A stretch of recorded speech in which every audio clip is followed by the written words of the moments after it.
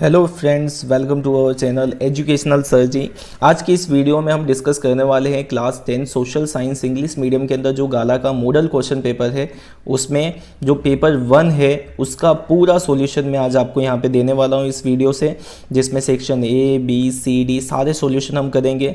तो चलिए स्टार्ट करते हैं। अगर आपने अभी तक हमारे चैनल को सब्सक्राइब नहीं किया है तो सब्सक्राइब कर लीजिए, लाइक किए हमारी वीडियो को, और अगर आपको कोई डाउट होता है या कुछ आपको बताना है तो आप कमेंट करके बता सकते हैं। तो चलिए स्टार्ट करते हैं, जिसमें हमारा पेपर 1 का यहाँ पे सेक्शन ए है, जिसमें हमको मैचेस दिया है, मैच द फॉलोइंग करेक्टली। हमने पहले से ही यहाँ पे जो सेक्शन ए है वो पांचों जो गाला पेपर हैं उसके सेक्शन ए का सॉल्यूशन हमने दे दिया है, वीडियो बन चुकी है। अगर आपने वो अभी तक नहीं देखा है तो लिंक आपको मैं डिस्क्रिप्शन में दे दूंगा, तो आप पहले वो देख लीजिए, जिसमें 1 से लेके 5 चैप्टर के सेक्शन ए के सॉल्यूशन दिए हैं। और चलिए स्टार्ट करते हैं। यहाँ पे हम पूरे पेपर का सॉल्यूशन देखेंगे। तो चलिए स्टार्ट करते हैं। यहाँ पे मैच द फॉलोइंग करेक्टली, जिसमें हमको सबसे पहला क्वेश्चन दे दिया है, जिसमें हमको मैचेस करना है। तो यहाँ पे सेक्शन ए को मैच करना है सेक्शन बी के साथ। तो चलिए मैं आपको डायरेक्ट यहाँ पे आंसर बता देता हूँ, जिसमें यहाँ पे फर्स्ट क्वेश्चन जो दिया है वो फर्स्ट टूल ऑफ इंडिया, उसका आंसर है डी। उसके बाद सेकेंड क्वेश्चन दिया है भादवी, जिसका आंसर है ई किरातार्जुनियम। उसके बाद थर्ड क्वेश्चन जो दिया है third sun temple of Konark, जिसका आंसर है ए ब्लैक पैगोडा। उसके बाद राष्ट्रीय मानव संग्रहालय, जिसका आंसर है एफ भोपाल। उसके बाद मैक्सिमम वुलन मिल्स, तो मैक्सिमम वुलन मिल्स जो है वो पंजाब में है, तो इसका आंसर आ जाएगा सी। चलिए आगे बढ़ते हैं, जिसके अंदर हमको दिया है state whether the following statement are true और फॉल्स। तो यहाँ पे हमको स्टेटमेंट बताना है कि ट्रू है या फॉल्स है, जिसमें सबसे फर्स्ट क्वेश्चन हमको दिया है पीपल ऑफ नेग्रिटोइड और the Negroes caste were the very first inhabitant of ancient India, इसका आंसर आ जाएगा 2। उसके बाद 7th क्वेश्चन दिया है हमको यहाँ पे the temple of 64 yoginis is the main temple at Khajuraho, इसका भी आंसर है ट्रू।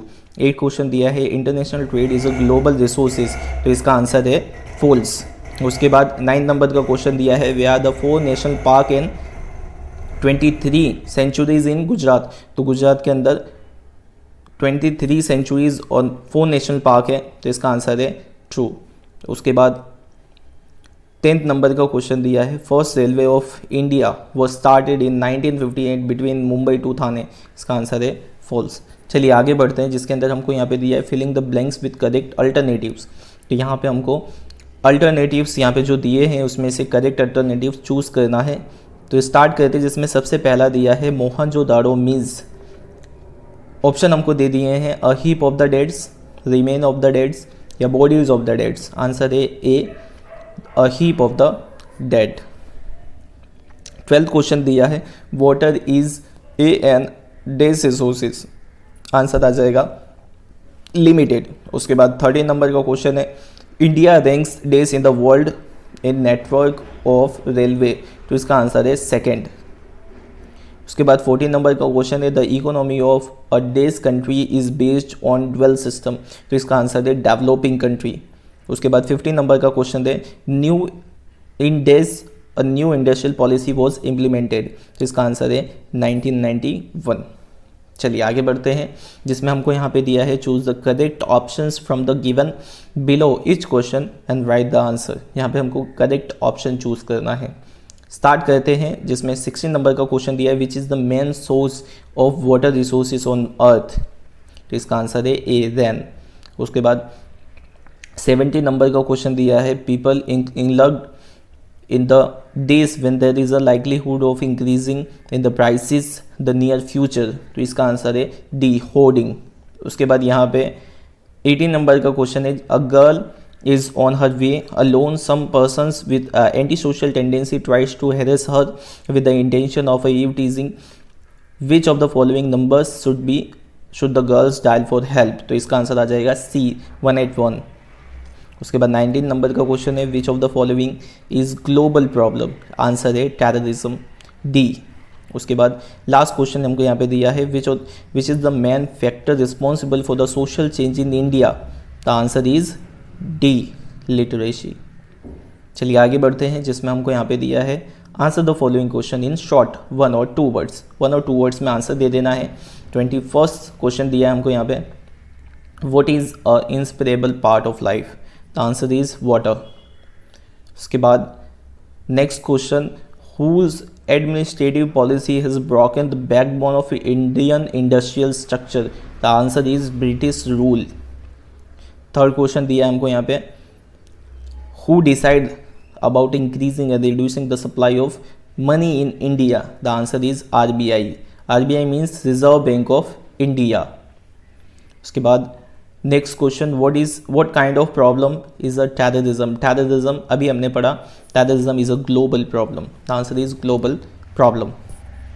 चलिए अब स्टार्ट करते हैं हम सेक्शन बी। सेक्शन बी में हमको यहाँ पे बताया है answer any 9 question out of 13 question given below. ठीक है, यहाँ पे हमको आंसर्स देना है क्वेश्चंस का, जिसमें सबसे फर्स्ट क्वेश्चन हमको दिया है, discuss landscape as a component of India's national heritage. ठीक है, लैंडस्केप के बारे में बात करना है, तो ये पूरा आपको यहाँ पे आंसर्स दे दिया है, आप एक बार देख सकते हैं, जिसके अंदर लैंडस्केप मतलब जो ज़मीन है हमारी उसके ऊपर क्या क्या है वो सब है, जैसे हिमालय है, रिवर्स है, वेजिटेशन है, मिनरल्स है, ये सारी चीज़ें ज़मीन के ऊपर है, तो उसके बारे में हमको यहाँ पे दे दिया है। जैसे फॉरेस्ट भी है, उसके अलावा जो पिलग्रिमेज प्लेसेस है जैसे अमरनाथ, बद्रीनाथ, केदारनाथ, ठीक है, तो वो सब यहाँ पे दे दिया है, उसके बारे में आप यहाँ पे देख सकते हैं। आप स्क्रीनशॉट ले सकते हैं, तो आप आराम से इसको लिखें और याद करें। उसके बाद 26 नंबर का क्वेश्चन दिया है, राइट अबाउट आर्यंस। आर्यंस के बारे में हमको यहाँ पे लिखना है। तो आर्यन जो थे नॉर्डिक आर्यन क्रिएटर माने जाते हैं उसके, ठीक है, तो उसके अलावा ये सब पूजा पाठ में, ये सब वर्शिपिंग में ज़्यादा बिलीव करते थे, जिसमें ये नेचर की वर्शिपिंग करते थे, नेचर लवर थे ये, तो वो सब लिख देना है, पेड़ पौधे, रिवर्स, माउंटेन, सन, विंड, रेन, ये सब की ये पूजा करते थे, जिसके लिए इन्होंने कंपोज किया था रिचार्ज मतलब हाइमन्स जो मंत्र होते हैं वो मंत्र से ये पूजा करते थे। तो ये सब आप इसकी अभी स्क्रीनशॉट ले सकते हैं। चलिए आगे बढ़ते हैं हम। 27 नंबर का क्वेश्चन है, व्हाट इज़ बेवर्ड एक्ट। बेवर्ड एक्ट क्या है? तो आपने पाटन का पटोला नाम सुना होगा। तो पाटन का पटोला दोनों साइड से सेम जैसा दिखता है, मतलब पाटन के पटोले में जो वीविंग करते हैं तो वो वीविंग ऐसा होता है। इक्ट का मतलब होता है वीविंग, बेवर्ड का मतलब होता है बोथ साइड। तो जो पाटन का पटोला है वो दोनों साइड से सेम दिखता है, दोनों साइड से सेम वीविंग होती है, इसीलिए इसको बेवर्ड इक्ट बोलते हैं। चलिए उसके बाद 28 नंबर का क्वेश्चन दिया है, write about Lord Shiva, Nataraja के बारे में हमको बताना है। तो यही मतलब नटराज जो है शिव भगवान को बोला जाता है, लॉर्ड शिवा को, जिसमें वो ओरिजिनेटेड माने जाते हैं डांस के, ऐसा माना जाता है। उन्होंने सबसे पहली बार स्वर्ग से, हेवन से उतर के लोगों को डांस सिखाया था। ठीक है, तो आप इसका भी स्क्रीनशॉट ले सकते हैं। नेक्स्ट क्वेश्चन हमारा है 29, राइट अबाउट चांपानेर के बारे में हमको यहाँ पे बताना है। तो चांपानेर के बारे में यहाँ पे दिया है इन्फॉर्मेशन, आप देख सकते हैं। इसको सुल्तान जो महमूद बेगड़ा है चांपानेर को, उन्होंने जीत लिया था 1484 में। उसके बाद ये उनकी कैपिटल सिटी बन गई थी, जिसमें उन्होंने मोती मस्जिद, जामा मस्जिद, ये सारे चांपानेर फोर्ट्स वगैरह बनाए थे। आप इसका भी स्क्रीनशॉट ले सकते हैं। चलिए आगे, नेक्स्ट क्वेश्चन दिया है 30 नंबर का, how do people spoil and damage our heritage. कैसे लोग हमारे हेरिटेज को डैमेज करते हैं, स्पॉइल करते हैं, ख़राब करते हैं। तो हमको पता है, हम पोल्यूट करते हैं रिवर्स को, स्ट्रीम्स को, लेक्स को, पॉल्यूशन फैलाते हैं हम, वाइल्ड लाइफ को हम किल करते हैं, जो ट्रीज़ हैं उसको हम कट करते हैं। ठीक है, जो मैन्युफैक्चरिंग एक्टिविटी है उससे पॉल्यूशन क्रिएट होता है, एयर पॉल्यूशन, हवाएं निकलती है, धुआं निकलता है, स्मोक्स। तो ये सारी चीज़ें यहाँ पे दी है, आप इसका भी स्क्रीनशॉट ले सकते हैं। चलिए उसके बाद 31 क्वेश्चन है हमारा, a time has come for us to think about the wildlife which are on the verge of extinction। ठीक है, हमको मतलब जो वाइल्ड लाइफ हैं, जो वर्ज ऑफ एक्सटिंक्शन है, मतलब जो ख़त्म होने वाले हैं या लुप्त मतलब गायब होने वाले हैं जो दुनिया से, उसके बारे में हमको यहाँ पे लिखना है। तो यहाँ पे बहुत सारी स्पीसीज़ के नाम दिए हैं, जैसे कि पैंथर है, वो मतलब उस एक्सटिंक्ट होने वाला है, मतलब गायब होने वाला है वो। कुछ बर्ड्स की स्पीसीज़ है, जैसे कि यहाँ पे एग्जांपल दिया है, duck with pink throat, Indian crane, all, ये सारे। तो इसके बारे में आपको यहाँ पे लिखना है। चिलोटरा है, एलिगेटर है, तो ये सब अब ख़त्म होने वाले हैं। जैसे गंगा रिवर है उसके अंदर जो डॉल्फिन है वो भी ख़त्म होने वाली है। तो इसके बारे में आपको यहाँ पे लिख लेना है, आप इसका भी स्क्रीनशॉट ले सकते हैं। चलिए आगे बढ़ते हैं हम। 32 नंबर का जो क्वेश्चन है, एक्सप्लेन द फॉलोइंग टर्म्स। यहाँ पे 2 टर्म्स दिए हैं, उसको एक्सप्लेन करना है, वाटर क्राइसिस और वाटर मैनेजमेंट। तो यहाँ पे वाटर क्राइसिस के बारे में ये सबसे पहला दिया है आपको यहाँ पे। उसके बाद ये जो नीचे दिया है यहाँ पे 19 नंबर में, ये है वाटर मैनेजमेंट का। ठीक है, तो इसका भी आप स्क्रीनशॉट ले सकते हैं। वाटर क्राइसिस का मीनिंग होता है जो पानी है, पानी की जो प्रॉब्लम आ रही है, धीरे धीरे स्कैसिटी आ रही है, मतलब वो कम होते ज़्यादा है पानी, और हम पानी को पॉल्यूट भी कर रहे हैं, जिससे और भी प्रॉब्लम्स आ रही है पानी के लिए। तो वो सारी चीज़ें यहाँ पे आएगी वाटर क्राइसिस में। और वाटर मैनेजमेंट का मतलब है कि पानी को मैनेज करना, उसके अंदर जो पानी जो स्पॉइल होता है, डैमेज होता है या ख़राब होता है, जो पॉल्यूट होता है, उसको बचाना, ये सब चीज़ें यहाँ पे आ जाएगी। आप इसका भी स्क्रीनशॉट ले सकते हैं। चलिए आगे बढ़े। उसके बाद 33 नंबर का क्वेश्चन है, what is a mineral, explain. Mineral के बारे में यहाँ पे हमको बताना है, एक्सप्लेन करना है। तो मिनरल का मतलब होता है कि हमको जो ज़मीन के अंदर से जियोलॉजिकल या तो फिर इनऑर्गेनिक प्रोसेस से जो भी हमको जो कंपोजिशन, एटॉमिक कंपोजिशन यहाँ पे मिलते हैं, जिनकी केमिकल प्रॉपर्टीज़ होती है, उसको हम मिनरल्स बोलते हैं। इन शॉर्ट में ज़मीन के अंदर से, मिट्टी के अंदर से हमको जो भी अलग अलग केमिकल कंपोनेंट्स मिलते हैं, उसी को हम यहाँ पे मिनरल्स बोलते हैं। चलिए उसके बाद 34 नंबर का क्वेश्चन है, mention the states where the manganese is available in India. Manganese कहाँ से मिलता है? तो मैग्नीज जो है वो महाराष्ट्र है, मध्य प्रदेश है, उड़ीसा है, कर्नाटका है, गोवा, ये सब स्टेट्स में से मिलता है। उसके बाद 35 नंबर का क्वेश्चन है, silk production has a long tradition, explain the statements. Silk production जो है वो मतलब लॉन्ग ट्रेडिशन है, तो यहाँ पे एक्सप्लेन करना है। तो यहाँ पे आप देख सकते हैं हमारा जो रैंक है वो सेकंड आता है आफ्टर चाइना में। बहुत टाइम पहले से ही हम ये सिल्क बनाते आ रहे हैं। 4 टाइप्स की अलग अलग सिल्क होती है, मलबरी, एरी, टेजार, मोगा। ठीक है, ये सब लिख देना है आपको। चलो उसके बाद 36 नंबर का क्वेश्चन आता है, what is small scale industry, explain with example. Small scale industries के बारे में बताना है। तो स्मॉल स्केल इंडस्ट्री उसको बोलते हैं जो कोई एक इंडिविजुअल ओनरशिप हो, मतलब एक अकेला इंसान, इंडिविजुअल इंसान उसको चलाता हो, और जिसके अंदर जो नंबर ऑफ़ लेबर हैं वो लेज़र होने चाहिए, मतलब कम होने चाहिए, मतलब लेबर कम होने चाहिए, और ओनर एक हो, तो उसको बोलेंगे हम small scale industry. Example jaggery industry. चलिए उसके बाद दिया है यहाँ पे, describe the following national institution that award quality assurance certificate. इको यहाँ पे दिया है।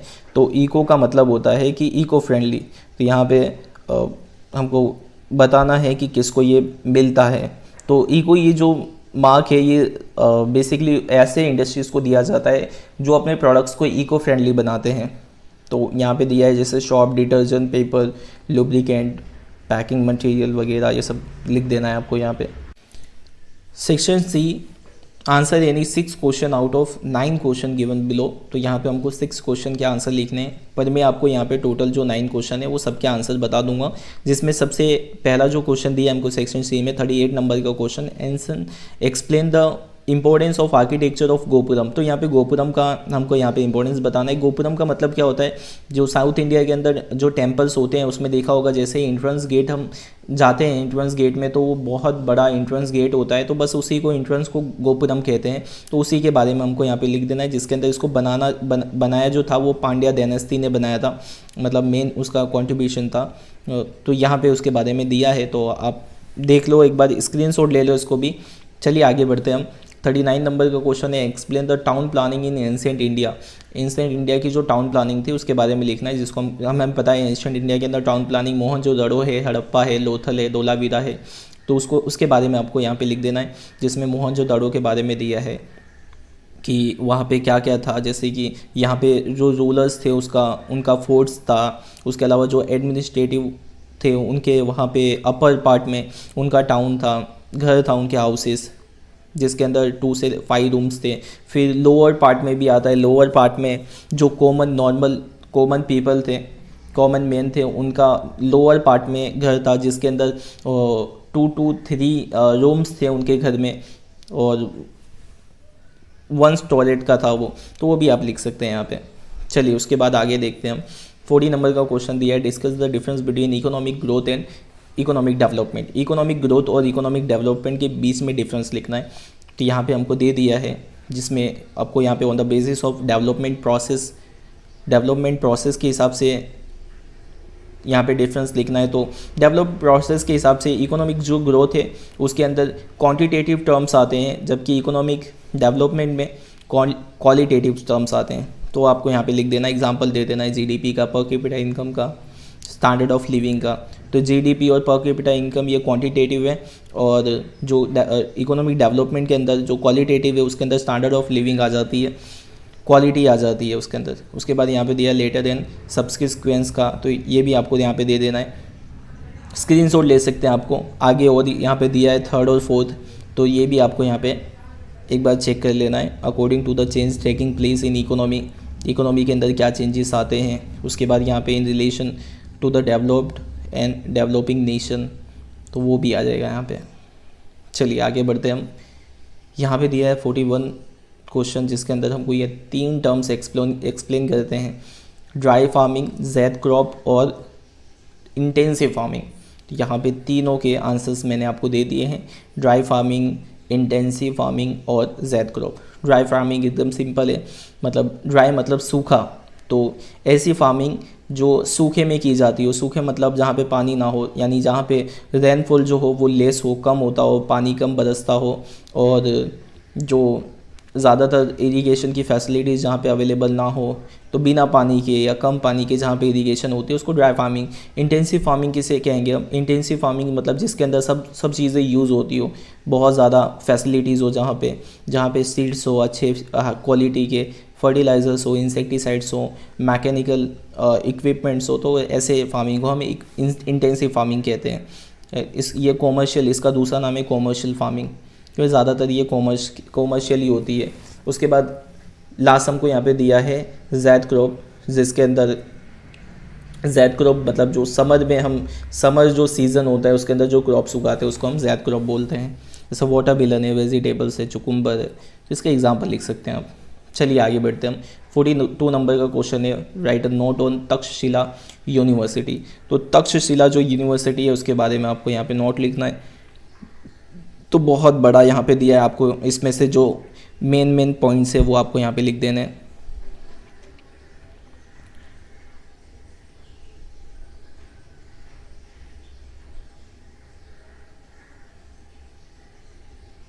चलिए उसके बाद 43 नंबर का क्वेश्चन है, write a note on unity in diversity in India. तो unity in diversity in India के बारे में यहाँ पे लिख देना है आपको, स्क्रीनशॉट ले सकते हैं आप। यूनिटी डाइवर्सिटी का मतलब होता है कि विविधता में एकता। इसको यूनिटी इन डाइवर्सिटी मतलब विविधता में एकता। तो भारत देश में बहुत सारी विविधताएं, जैसे बहुत सारे अलग अलग रिलीजन के लोग हैं, अलग अलग कास्ट के लोग हैं, अलग अलग लैंग्वेजेस है, कल्चर सबके अलग अलग है, फिर भी सब लोग एक साथ मिलजुल कर देते हैं, बस उसी को हम यूनिटी इन डाइवर्सिटी बोलते हैं। तो स्क्रीनशॉट ले लो आप इसका भी। उसके बाद 44 नंबर का क्वेश्चन है, what are the steps taken to control the price rise control करने के लिए कौन कौन से स्टेप्स लिए गए हैं। तो मॉनेटरी मीज़र है, उसके अंदर फिजिकल मीज़र है, कंट्रोल ऑन इन्वेस्टमेंट है, तो ये सारी चीज़ें हैं। तो इसका भी स्क्रीनशॉट ले सकते हो आप। चलिए उसके बाद 45 नंबर का क्वेश्चन है, explain the concept of sustainable development. Sustainable development का कॉन्सेप्ट हमको यहाँ पे बताना है। सस्टेनेबल का मतलब होता है जो टिकाऊ हो, और डेवलपमेंट मतलब विकास। तो एक ऐसा विकास जो टिकाऊ हो, मतलब जो लंबे टाइम तक चले। तो ऐसा कब होगा? जब हम जो रिसोर्सेस है उसका मिनिमम यूज़ करेंगे, तो हमारा जो डेवलपमेंट है वो टिकाऊ होगा। चलो उसके बाद 46 नंबर का क्वेश्चन है यहाँ पे, describe the work done in India in the field of health improvement. Health improvement के लिए क्या क्या किया इंडिया ने? तो चाइल्ड हेल्थ है, इसके अंदर कंट्रोल ओवर पॉपुलेशन ग्रोथ है, पॉपुलेशन कंट्रोल है, उसके अलावा न्यूट्रिशन है, हेल्थ सर्विसेज है। तो ये सारी चीज़ें दी है यहाँ पे, इसका भी स्क्रीनशॉट ले सकते हैं आप। चलिए आगे बढ़ते हैं। आगे हमारा आता है अब section D, the last section है, जिसमें हमको क्वेश्चंस के आंसर डिटेल में देने हैं। जिसमें सबसे फर्स्ट क्वेश्चन हमको यहाँ पे दिया है 47 का, गिव एन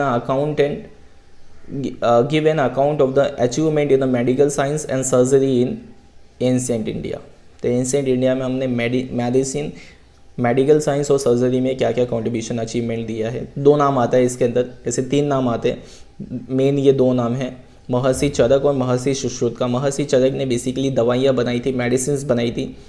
2000 जैसे इन्होंने मेडिकल जो हर्ब्स होते हैं, मतलब जो जड़ी बूटी होती है, उसके बारे में बताया था अपनी बुक में। जो महर्षि चरक ने अपनी बुक्स लिखी थी, महर्षि चरक संहिता, और सुश्रुत ने अपनी बुक लिखी थी सुश्रुत संहिता, जिसके अंदर जो महर्षि सुश्रुत हैं ये इन्होंने सर्जरी के बारे में बताया था, और सर्जरी के अंदर जो इक्विपमेंट्स यूज़ होते हैं उसके बारे में बताया था इन्होंने। तो ये पूरा यहाँ पे डिटेल दिया है, आप एक बार देख लो इसको भी और स्क्रीनशॉट ले लो। चलो उसके बाद आता है हमारा state the contribution of ancient India to astronomy. Astronomy के अंदर क्या कंट्रीब्यूशन है हमारा, तो इसके अंदर आर्यभट्ट आ जाएंगे, और जो ग्रेट एस्ट्रोलॉजर है जिनका नाम है वराहमिहिर, वो आ जाएंगे यहाँ पे। तो दोनों के बारे में लिख देना है आपको। ब्रह्मगुप्त का भी नाम आता है जिन्होंने लॉ ऑफ ग्रेविटेशन दिया था आइजैक न्यूटन से पहले अपनी बुक में ब्रह्म सिद्धांता। आप इसका स्क्रीनशॉट ले लीजिए। चलो उसके बाद आता है 49 नंबर का क्वेश्चन। यहाँ पे हमको पिक्चर दे दिया है जिससे हमको ये देख के बताना है ये कौन सा क्रॉप है और उसके बारे में लिखना है। तो आपको यहाँ पे दिख रहा होगा ये मूंगफली जैसा, तो इससे आप पहचान सकते हैं ये मूंगफली का क्रॉप है, दैट मीन्स ग्राउंड नट। तो उसके बारे में हमको यहाँ पे लिख देना है। चलिए उसके बाद 50 नंबर का क्वेश्चन आता है describe the wheat crop in India. Wheat crop के बारे में बताना है, तो वो भी पूरा डिटेल आपको यहाँ पे मैंने दे दिया है, इसका भी आप स्क्रीनशॉट ले सकते हैं। चलिए उसके बाद आता है what is poverty, what are the characteristics of people living below poverty line.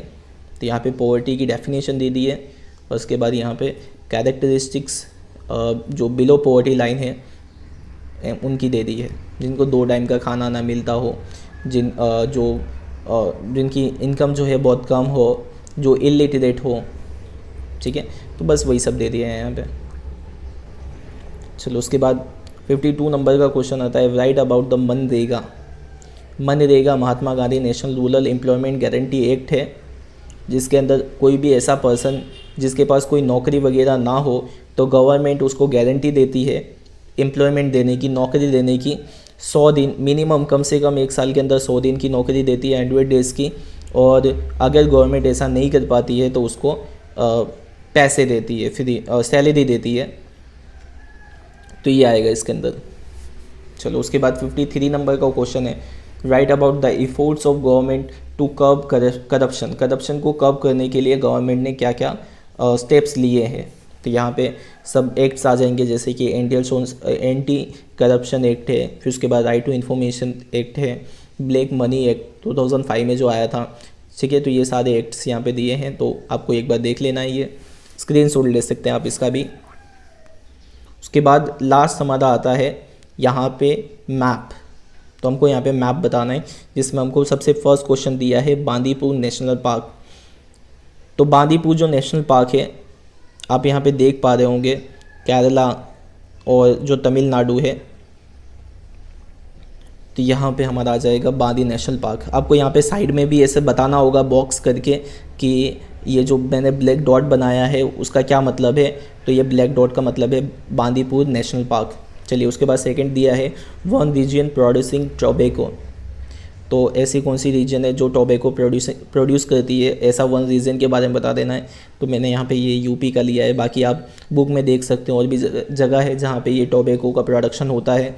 तो आपको यहाँ पे नीचे बता देना है। यहाँ पे थोड़ी सी लिखने में यहाँ पे प्रॉब्लम हो गई है, आप एक बार देख लेना। उसके बाद यहाँ पे दिया है one centre of jute industry, ठीक है। यहाँ पे मैंने गलती कर दिया है, यहाँ पे ये जो ट्रायंगल दिख रहा है आपको, ये ट्रायंगल जो है ये जूट इंडस्ट्री का है, और ये जो लीव्स दिख रहे हैं, पत्ते दिख रहे हैं, वो जूट टोबैको का है। तो आप यहाँ पे सही कर लेना, यहाँ पे नीचे मैंने थोड़ी गलती कर दी है। उसके बाद यहाँ पे लास्ट क्वेश्चन आता है हमारा longest national highway number 7 of India. सबसे लंबा नेशनल हाईवे कौन सा है, तो वो है नेशनल हाईवे 44। उसका पहले नाम था 7, अब 44 है। जो आता है कश्मीर से लेके, कश्मीर के अंदर जो श्रीनगर है, श्रीनगर से लेके एंड जो कन्याकुमारी है हमारा नीचे साउथ में, वहाँ तक ये सबसे लंबा नेशनल हाईवे है। तो यहाँ पे हमारा जो फर्स्ट पेपर है वो कंप्लीट होता है। तो अगर आपको वीडियो अच्छी लगती है तो लाइक करें, चैनल सब्सक्राइब करें, और अगर आपको और वीडियोस चाहिए तो आप कमेंट करके बता सकते हैं, अपने फ्रेंड्स के साथ शेयर करें। Thank you so much.